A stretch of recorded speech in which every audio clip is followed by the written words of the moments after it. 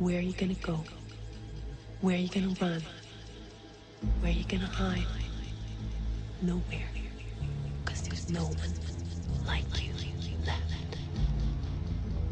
That's right. C'était inévitable, je devais bien vous en parler un jour. Vous parler de mes artistes préférés en termes de musique. Il faut savoir que depuis que je suis tout petit, je baigne dans l'électro. Mais quand je dis l'électro, c'est littéralement tous les types possibles. J'ai vraiment écouté de tout. Drum and bass, dubstep, funk, acid, house. Étant gosse, je bouffais que ça tout le temps. Et puis en grandissant, j'ai fini par m'intéresser à autre chose, à découvrir de nouveaux styles de musique. Et parmi tous les artistes que j'ai découverts aux alentours de 2020-2021, il y avait les Suicide Boys. Alors je sais qu'évidemment ça plaît pas à tout le monde, mais moi ça m'a fait péter un plomb la première fois que je les ai écoutés. Leur style m'a immédiatement tapé dans l'œil. Mais bref, en me faisant leur discographie, je suis tombé sur ce son. Evil spirits taking over, now they running through my head. Telling me grip that fucking gun, telling me pop that fucking lead. It's a bird, it's a plane, no it's Satan in the flesh. Et au début de celui-ci, on entend ces paroles que j'ai mis tout au début de la vidéo. Et moi justement, ces paroles, elles m'ont intrigué. D'où pouvaient-elles provenir? Du coup, j'ai fait plein de recherches et après des dizaines d'heures, j'ai enfin trouvé. Non, en fait, j'ai juste marqué les lyrics sur Google et j'ai trouvé direct. Et du coup, j'ai compris que cette réplique venait d'un film du nom de Body Snatchers, sorti en 1993. Je l'ai donc lancé sans savoir qu'il allait devenir un de mes films préférés. Salut à tous, c'est Grim. Aujourd'hui, je vais vous parler de Body Snatchers, un film qui a une place particulière dans mon cœur. Le film s'ouvre sur une sorte de plan séquence dans l'espace qui me fait beaucoup penser à celui du Dune de David Lynch. À la différence près que cette fois, il n'y a pas de connasse pour parler pendant plus de 10 minutes.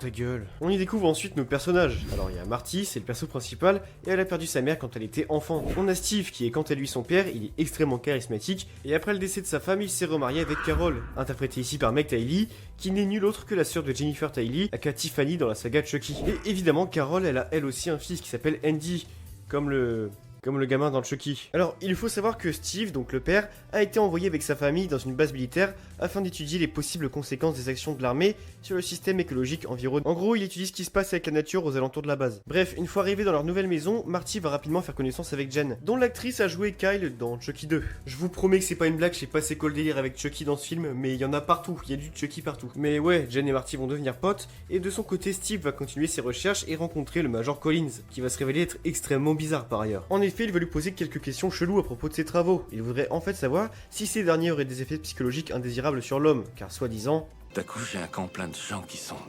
complètement perturbés. Compte sur vous pour me tenir très au courant de vos recherches. Andy, quant à lui, vit sa petite vie paisible à la crèche. Enfin, paisible, le mot est fort, puisque ce sera lui le premier à comprendre que dans cette base militaire, il se passe des choses étranges, des choses lugubres, pour ne pas dire même bizarres. Il va donc, comme tout enfant de son âge lorsqu'il voit un problème qui le dépasse, s'enfuir pour finalement se faire ramener chez lui par Tim, interprété par un acteur qui n'a aucun lien de près ou de loin avec la saga de Chucky. Et ça fait du bien. Et évidemment, Tim va rencontrer Marty et va essayer de... Oh putain. Non, mais attends mec. C'est quoi ce regard? Non mais t'inquiète, surtout vas-y, montre-lui encore plus que t'as la dalle, je te promets que ça ne se remarque pas. Peut-être que je vous reverrai. Où ça? Oh putain, le pire c'est que ça marche. Bref, les deux persos vont avoir leur romance, c'est super cool, sauf que pendant ce temps-là, Andy va littéralement voir sa mère à poil et découvrir qu'il s'agit en fait d'une sorte d'imposteur et que sa vraie maman, elle est morte. Steve va capter à son tour qu'il se trame des choses bizarres ici, parce que ça, c'est pas de la chair humaine, c'est une espèce d'organisme similaire à une plante. Et pendant ce temps, Marty, elle préfère décompresser de sa journée en prenant un bain.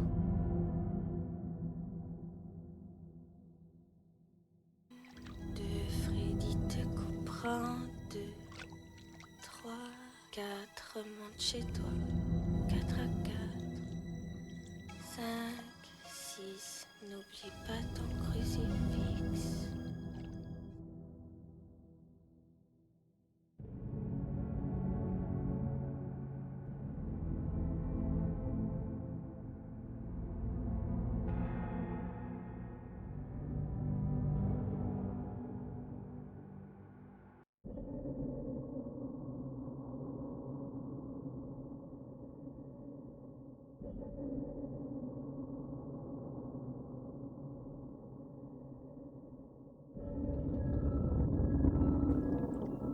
Oui, maman?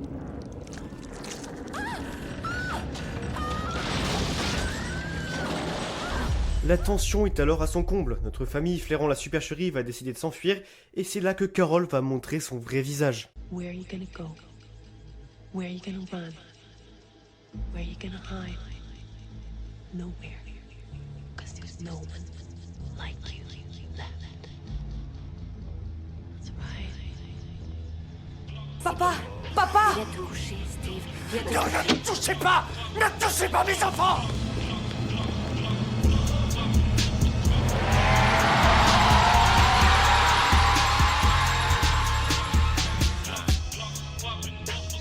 So what? Evil spirits taking over, now they running from. Nous sommes ici, des centaines, voire des milliers. Nous avons parcouru des années-lumière à travers l'univers, en survivant toujours, en devenant toujours plus forts, parce que nous avons appris que c'est la race le plus important. Snort that holy dope, infrared scope, put that dot right on your throat. I'm that scarecrow in the corner. Steve étant devenu lui aussi un imposteur, il s'est fait éliminer. Alors en possession d'un hélicoptère, nos héros ont tenté de s'enfuir en retrouvant au dernier moment Andy qui s'était égaré. Mais honnêtement, je pense que même si au dernier moment il n'était pas revenu, il serait parti quand même. Marty a malheureusement dû jeter son frère dans le vide car celui-ci s'était aussi transformé. Comme quoi, si un jour vous voyez un gosse qui est extrêmement suspect, n'hésitez pas à niquer lui sa mère. Bon, alors avant de donner mon avis sur le film comme à chaque fois, je préfère aujourd'hui donner un petit peu de contexte pour ceux qui ne connaissent pas du tout la saga. Parce que oui, c'est bien une saga. En 1955, l'auteur Jack Finn, je sais pas comment ça se prononce, bref, se gars sur son premier roman intitulé The Body Snatchers en VO ou L'invasion des profanateurs en VF. Très vite, le bouquin aura le droit à une adaptation au cinéma. Et quand je dis très vite, c'est pas une blague puisque celle-ci arrivera à peine un an après la publication de l'œuvre originale. Et puis en 1978, une réadaptation a vu le jour. Celle-ci est devenue culte avec les années et elle est franchement très sympa, je vous la conseille. En plus, il y a Jeff Goldblum, donc ça vaut forcément le coup d'œil. En 1993 sort le film qui nous intéresse aujourd'hui. Celui-ci prend énormément de liberté, que ce soit pour les personnages, les décors où se déroule l'histoire, ou même, l'histoire en elle-même. Après ça, en 2007 sortira Invasion avec Daniel Craig et Nicole Kidman. Et honnêtement, je pourrais pas en dire grand chose de celui-là puisque je l'ai pas encore vu. Ouais, désolé, j'ai pas vu tous les films du monde. Et la même année sortira Invasion of the Pod People. Et accrochez-vous bien parce que celui-là, il est distribué par The Asylum, aka les papas de Sharknado, l'attaque du requin à 5 têtes et Atlantic Rim. Honnêtement, me demandez pas comment c'est arrivé, je sais pas. En tout cas, une chose est sûre, rien qu'avec son affiche, ce film m'a fait faire un arrêt cardiaque. Mais bref, tout ça pour dire que ce délire d'extraterrestre qui vous remplace pendant votre sommeil par une copie, ça ne date pas d'hier, et c'est justement un genre à part entière qu'a créé le premier film de 1956. Voilà, maintenant que vous avez un peu plus de connaissances avec la saga, je vais pouvoir parler du film de cette vidéo, le Body Snatchers de 1993. Comme je l'ai dit dans l'intro, oui, Body Snatchers fait effectivement partie de mes films préférés, et récemment, je me suis posé la question, pourquoi? Et je vais même vous poser une question à vous qui regardez cette vidéo. Quand vous voyez un film, c'est quoi le plus important à vos yeux? Certains diront la mise en scène, d'autres le scénario. Moi, perso, je dirais l'ambiance. Et attention, je préviens déjà, c'est que mon avis à moi, c'est que ma préférence personnelle, c'est subjectif. Alors, c'est un peu compliqué, je saurais pas trop l'expliquer, mais pour moi, ce qui fait que j'aime un film plus qu'un autre, ça se trouve dans son ambiance. Perso, c'est pour ça que je suis ultra fan de Donnie Darko, c'est pour le délire sombre et mélancolique de l'œuvre. Pareil pour Possession, si j'aime autant ce film, c'est pour son ambiance ultra expérimentale et dérangeante. Donc ouais, je pense que si j'aime à ce point cette version de Body Snatchers, c'est pour ça. Bon alors déjà je voudrais parler du cadre, un film d'horreur qui se déroule dans une zone militaire, c'est vachement original. Perso des métrages qui utilisent ce décor, j'en ai pas vu énormément. Le dernier en date, perso, c'était Chucky 3. Je vous jure que je le fais pas exprès, c'est vraiment une coïncidence pour le coup. Et puis le fait que ça se déroule dans une base militaire, ça permet de se dire qu'on est en sécurité et que même s'il se passe un truc, il y a littéralement l'armée à 2 pas de chez toi. Et quand justement tout part en vrille et que tu te rends compte que c'est l'armée les premiers à avoir été touchés, ça accentue ce sentiment de danger. Alors d'ailleurs, si vous avez vu ma vidéo sur 28 jours plus tard, vous avez sûrement remarqué que ici non plus, on n'a pas peur de montrer des enfants prendre cher. Mais je vais pas plus m'étaler sur le sujet parce que flemme de répéter ce que j'ai déjà dit. En tout cas, s'il y a bien quelque chose que j'adore dans Body Snatchers, c'est cette tension permanente. Et ça commence dès le début avec la scène d'ouverture. Vous savez, celle où le logo apparaît dans l'espace, accompagné d'une OST simple mais efficace. J'ai peur. Et les OST, ils contribuent énormément à ce sentiment de tension et de stress, car même dans les moments les plus banals et tranquilles, on les entend ces notes. Comme si elles voulaient nous prévenir qu'il se passe des trucs chelous ici. Et bien sûr, comment parler de Body Snatchers sans évoquer le sentiment de paranoïa? Et j'adore retrouver ce sentiment dans les films que je regarde. Tu ne peux faire confiance à personne, ni à tes amis, ni à tes parents, et même pas à ton petit frère. Tout le monde est suspect. Et cette paranoïa, elle est très bien retransmise par les acteurs. Mais genre, tous les acteurs. Que ce soit par le Major Collins, Jen et sa mère, et bien sûr Marty qui va suspecter son propre père d'être un imposteur. Ok, vous savez quoi, on va faire un petit jeu. Si je vous montre ce plan, c'est quoi le truc qui vous saute aux yeux? Et oui, c'est bien les ombres, vous êtes très perspicace.